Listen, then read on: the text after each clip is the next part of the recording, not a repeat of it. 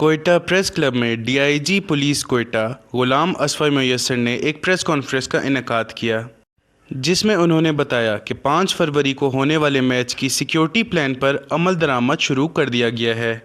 جس کے پیش نظر اسٹیڈیم کے اطراف میں 3 کنٹرول روم قائم کیے گئے ہیں اور اس کے علاوہ اسٹیڈیم میں قومی پرچم کے علاوہ غیر ملکی یا سیاسی جھنڈے کی اجازت نہیں ہوگی۔ انہوں نے مزید بتایا کہ حالیہ دہشت گردی کی لہر کے پیش نظر سیکیورٹی پہلے ہی ہائی الرٹ ہے، جبکہ میچ کی سیکیورٹی کو بھی فل پروف بنایا جا رہا ہے۔ اس سلسلے میں سیکیورٹی پلان پر عمل درآمد بھی شروع کر دیا گیا ہے اور روزانہ کی بنیاد پر کوئٹہ شہر کے مختلف علاقوں میں سرچ آپریشنز جاری ہیں، جبکہ کرایہ داری ایکٹ کے تحت ہوٹلز، سرائے اور گھروں کی بھی چیکنگ کی جا رہی ہے۔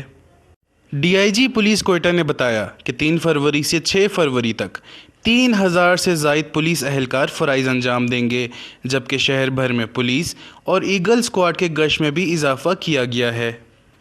انہوں نے کہا کہ کوئٹہ شہر ہمارا گھر ہے اور گھر کی حفاظت ہمیں مل کر کرنا ہے۔ کوئٹہ میں امن و امان کو برقرار رکھنے اور عوام کی جان و مال کے تحفظ کو یقینی بنانے میں کوئی کسر اٹھا نہ رکھی جائے گی۔ وش نیوز، کوئٹہ۔